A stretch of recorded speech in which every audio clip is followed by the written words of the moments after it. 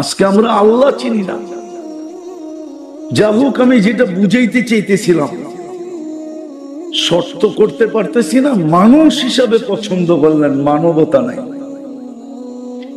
মুসলমান হিসাবে পছন্দ করলেন, কিন্তু ইসলামের ছাপ নাই। উম্মতে মুহাম্মদী হিসাবে আপনাকে পছন্দ করলেন, ওই নবীর উম্মত হিসাবে পছন্দ করলেন, যার উম্মত হওয়ার কারণে আদম আলাইহিস সালাম বলতেছে আমার চেয়ে কোটি গুণ বেশি ভালোবাসা আল্লাহর এদের সাথে। প্রমাণ পর্যন্ত দিলেন। আরো কয়েকটা দিতে পারি, ওনারই কথা। নবী পর্যন্ত অপেক্ষা করতেছেন আমাদের হাতের ছোঁয়ার জন্য।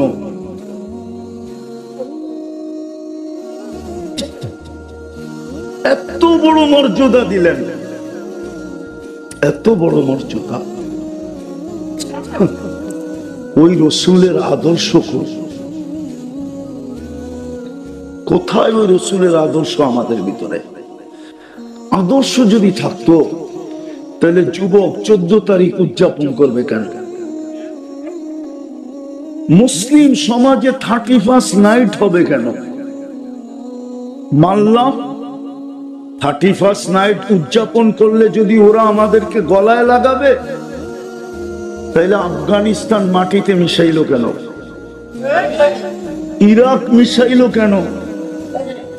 এখন ফিলিস্তিন মিশাইতেছে কেন? লিবিয়া মিশাইলো কেন?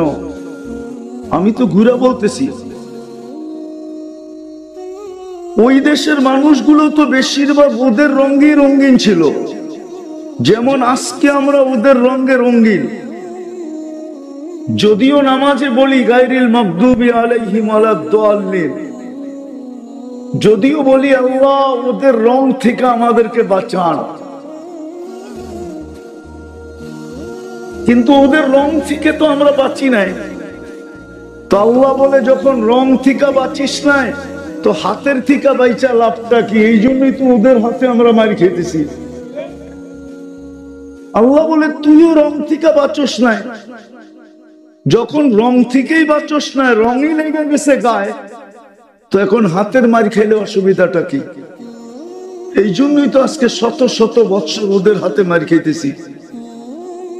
আর খাবেন না কেন? আপনি কেন খাবেন না? একটা উদাহরণ দিব।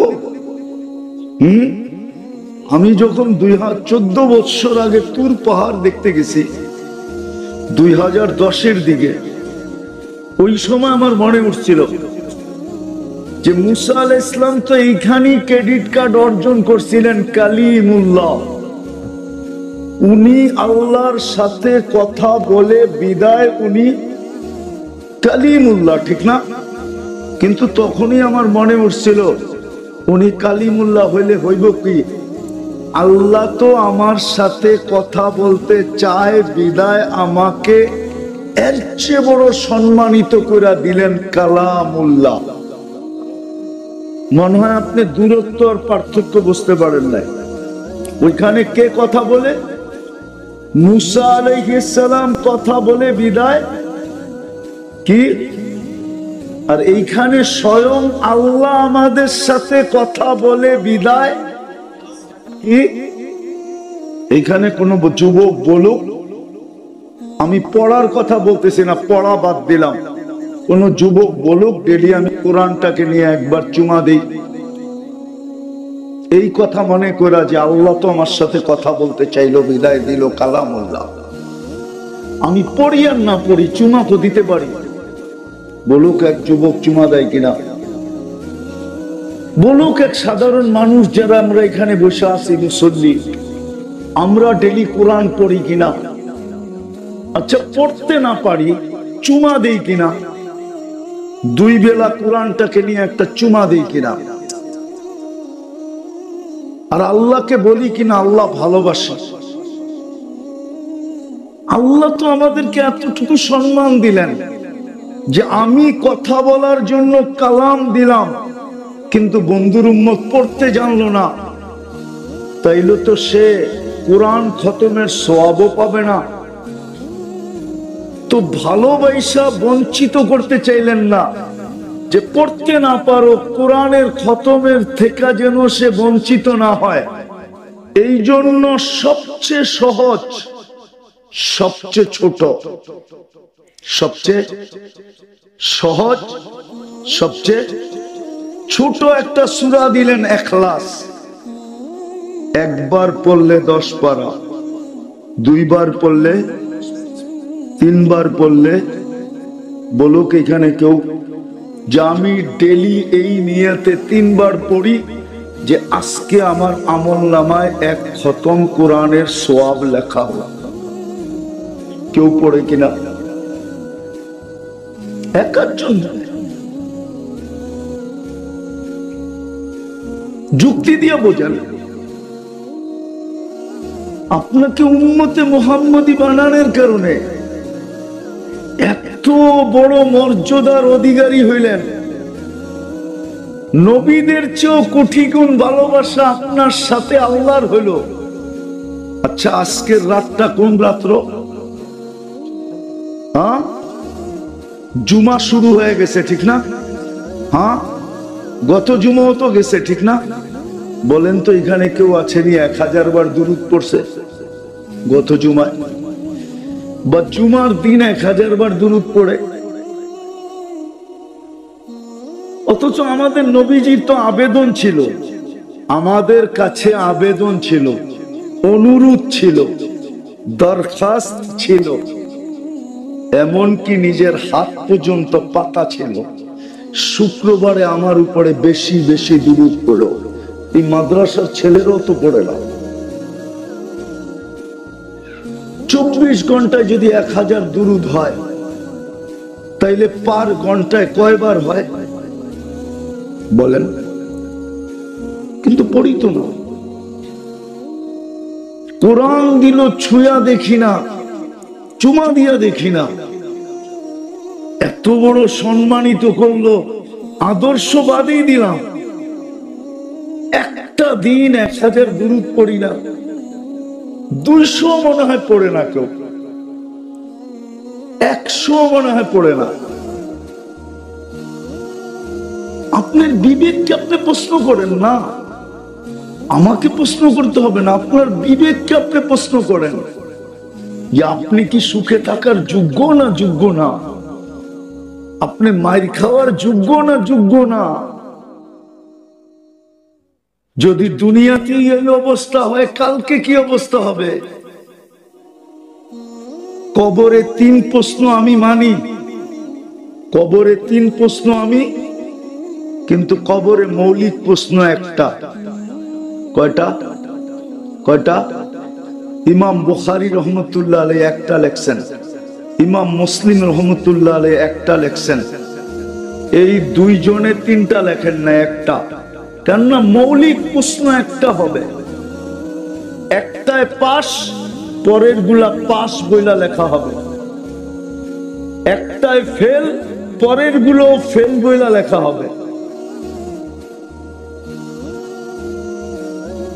প্রথম কবরের প্রশ্নই তো হইল মা কুনতা তাকুল, তুই দুনিয়ায় থাকতে কার আদর্শে আদর্শবান ছিলি বল। আবার নামও বইলা দিবে, মা কুনতা তাকুলু ফি হাদার রাজুলি মুহাম্মাদিন, তুই দুনিয়ায় কার আদর্শে আদর্শবান ছিলি? মুহাম্মদুর রাসূলুল্লাহর আদর্শে আদর্শবান ছিলি না অন্য কারে রঙে রঙিন ছিলি?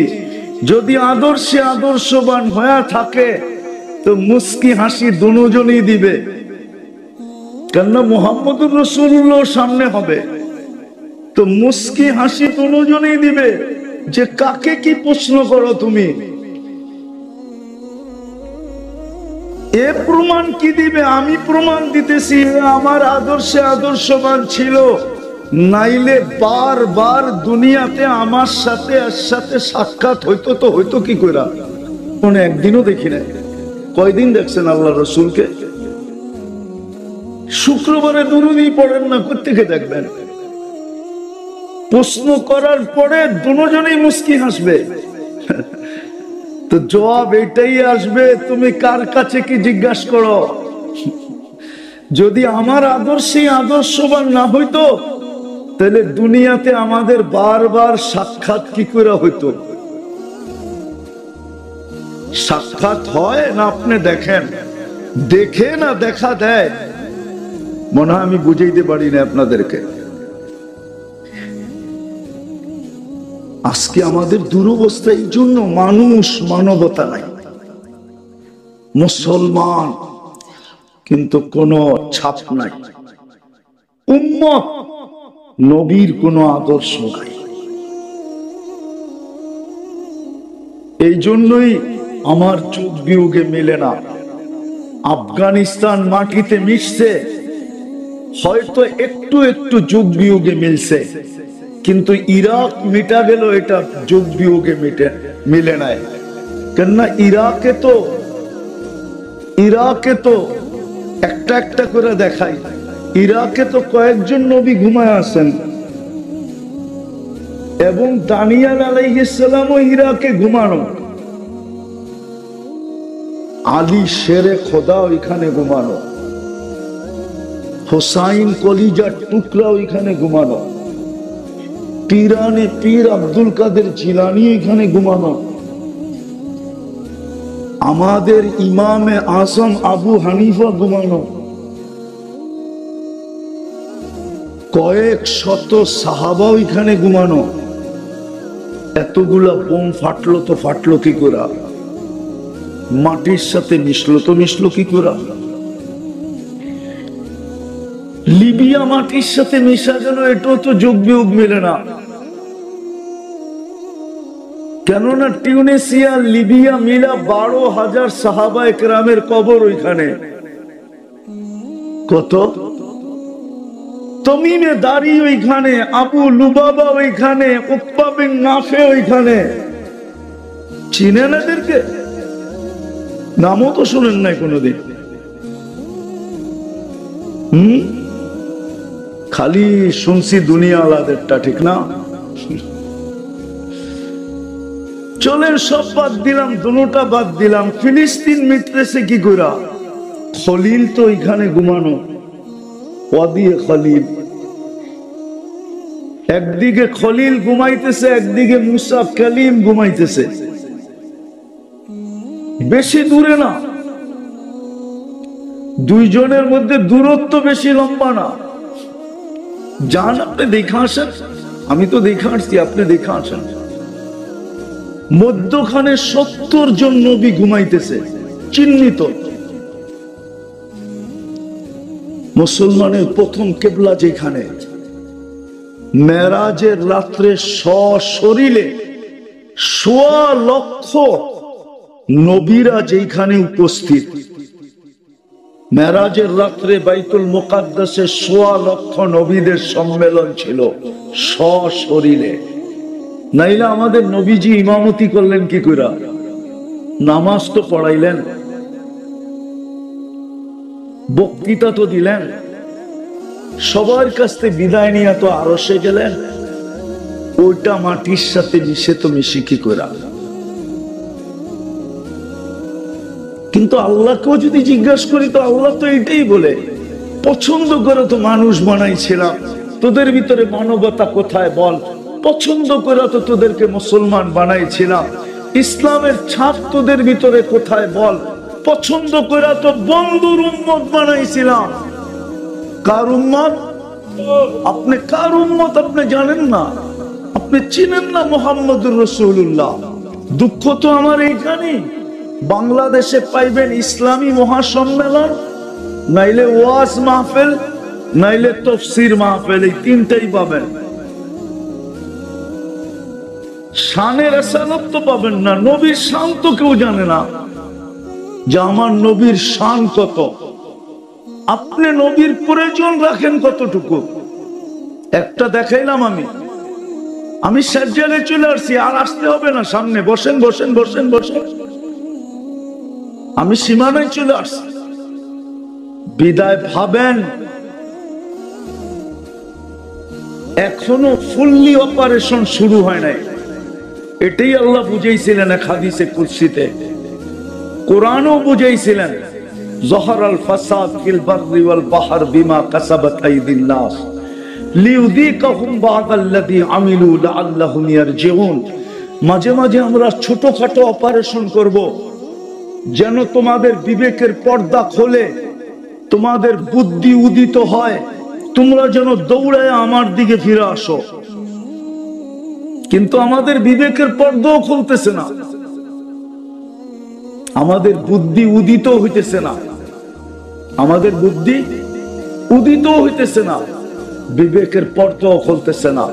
হাদিসে কুদসি তো আল্লাহ বলছিলেন, ইল্লাম ইয়াতুবু ফাআনা তাবিবুহুম, তোমরা যদি আমার দিকে না ফিরলে তো আমি ডাক্তার হয়ে যাব, ডাক্তার, সার্জিক্যাল ডাক্তার, আমি অপারেশন চালাবো তোমাদের উপরে। আজকে অপারেশন চলতেছে, নাইলে আমি আগেই বলছি, সমস্ত নবীদের সাথে যত অঙ্গীকার না ছিল, আমাদের সাথে আর চেয়ে কোটি গুণ বেশি অঙ্গীকার ছিল।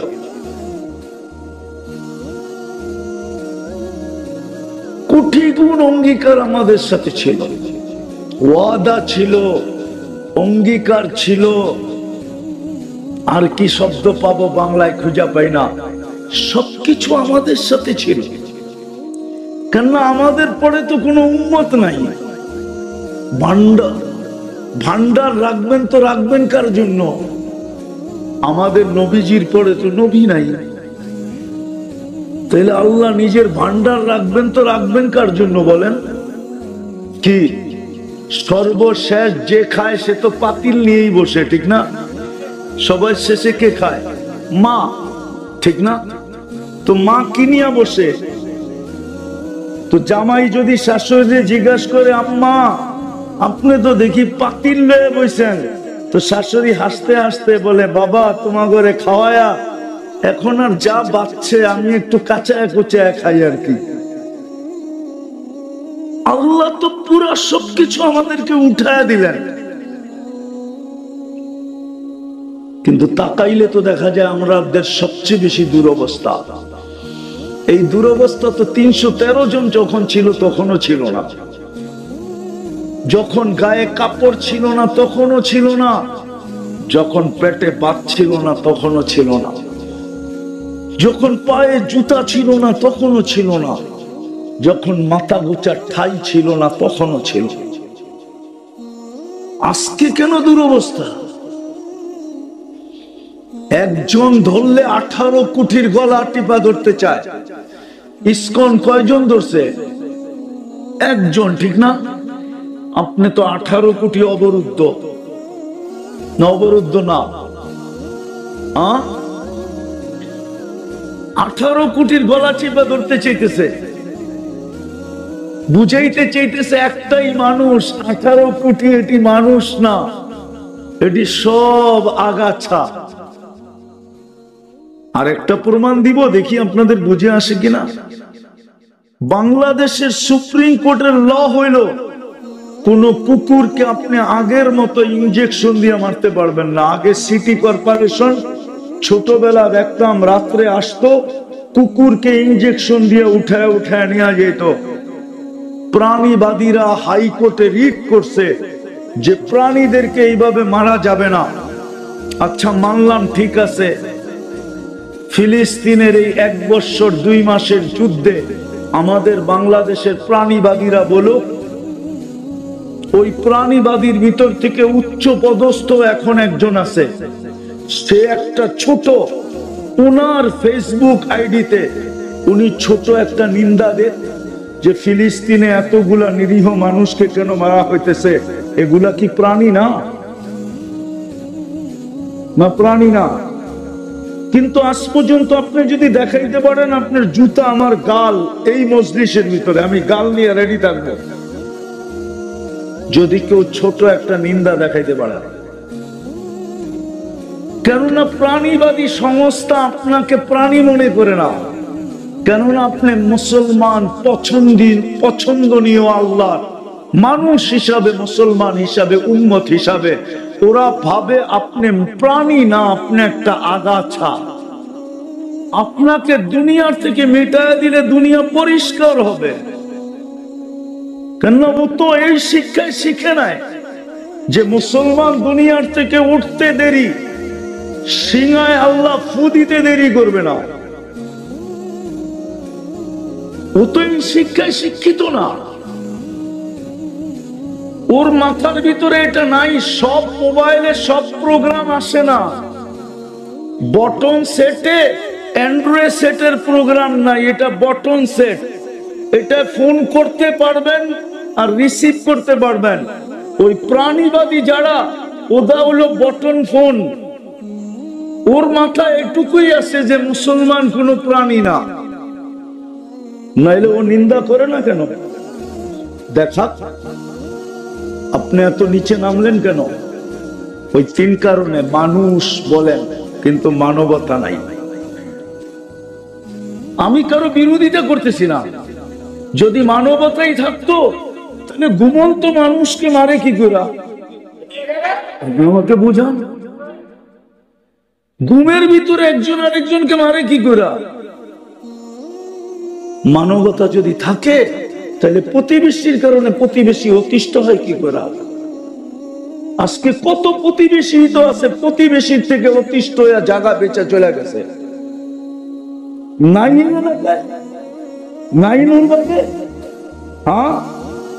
চিনেন না? তাহলে আমার লোকে চলেন, আমি দুই চারটা চিনায় দিব আপনাদেরকে। আমি এখানে থাকি না, তারপর আপনাদেরকে আমি চিনায় দিব যে প্রতিবেশীর কারণে অতিষ্ঠ হয়ে জায়গা বিক্রি করে চলে গেছে। ও মানুষ কি করে? মুসলমান ইসলামের ছাপ নাই, উম্মত নবীর আদর্শ নাই। কোরআন দিলেন ছুঁয়া দেখে না, নিজের ঘর দিলেন 90% ঘরে আইসা দেখে না। এটা কার ঘর?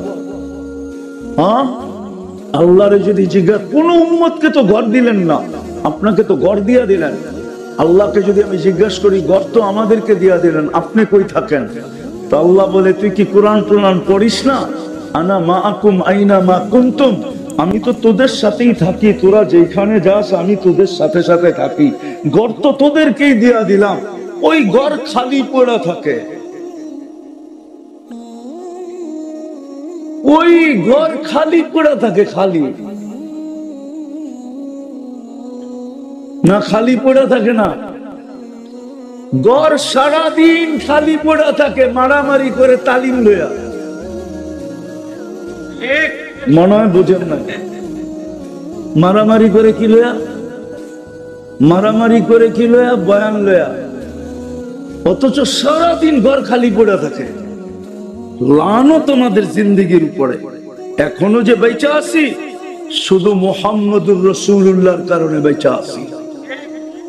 জিজ্ঞাসা করে ফেলছিলেন, অতীতে তাকায়া দেখতেছি সব উম্মতকে সমূলে ধ্বংস করে দিচ্ছেন, আমার উম্মতকেও ধ্বংস করবেন? তো বলছে, না বন্ধু, আপনার উম্মতকে সমূলে ধ্বংস করব না, আপনাকে অঙ্গীকার দিতেছি শুধু এই কারণে বেঁচে গেছেন, নাইলে বহুত বড় মাদ্রাসা আছে এখানে মাদানীনগর। জিজ্ঞাসা করে দেখেন, 1500 বছর কোন উম্মতকে আল্লাহ সুযোগ দেন নাই, এর আগেই মাটিতে সব মিশাইয়া দিচ্ছেন। 1500 বছর হয়ে গেছে, আপনাকে আমাকে সুযোগই দিয়া যেতেছেন। বিদায় আসেন, আজকে তওবা করেন। তওবা করবেন? করবা যুবক? তওবা তওবা করো, তওবা, নাইলে এইখানের দিন কাটা যাবে, কিন্তু ওইখানেরটা কাটবে না। কবরে যাওয়ার পরে যখন জিজ্ঞাসা করবে, ওই দিন জবাব মুখ দিয়ে আসবে না। হাউজে কাউসারে যাবে, প্রথম ডিসাইড হবে কিয়ামতের মাঠে হাউজে কাউসারে। প্রথম সিদ্ধান্ত হবে এটা কোন দিকে যাবে, ডাইনে না বামে, জান্নাত না জাহান্নাম। হাউজে কাউসারে ডিসাইড হবে। যার মুখে হাউজে কাউসার লাগবে এটা অবধারিত, এটা জান্নাতে যাবে, যেই কোনো ভাবে হোক যাবে। কেননা যেই ঠোঁটে হাউজে কাউসার লাগছে ওই ঠোঁটে আর কোনোদিন পিপাসা লাগবে না। যেই ঠোঁটে হাউজে কাউসার লাগছে ওই ঠোঁট দোজক ধারণ করার ক্ষমতা রাখে না। আপনি হাউজে কাউসার চিনেন না, হাউজে কাউসার জিনিসটা কি? এই জন্যই তো একদলকে আল্লাহ রসুল হাউজে কাউসারে বলবে সুখান সুখান লিমান গাইয়ারা বাদি, যাও দূরে সরো, তোমাদের জন্য হাউজে কাউসার না। তোমাদের ঠোঁটে হাউজে কাউসার লাগা মানি তোমরা জান্নাতি, তোমরা হাউজে কাউসারের উপযুক্ত না, সরো এখান থেকে। তোমরা আমার চোখের পানির ইজ্জত রাখো না। সময় তো নাই, আমরা নবীর চোখের পানির ইজ্জত রাখি নাই। 23 বছর কাঁদছেন, দুনিয়ার থেকে যাওয়ার সময় কাঁদতে কাঁদতে গেছেন। আরো সে যে আমাদেরকে বলেন নাই, এখনো কবরে কাঁদতেছেন। আবুল সামরকান্দি লেখছেন রহমতুল্লাহি আলাইহি, নবীজি কবর থেকে উঠবে ওয়া হুয়া ইয়াবকি ওয়া ইয়াকুল, কাঁদতে কাঁদতে উঠবে আর বলতে বলতে উঠবে, জিবরিল আমার উম্মত কই, ময়দান তো খালি।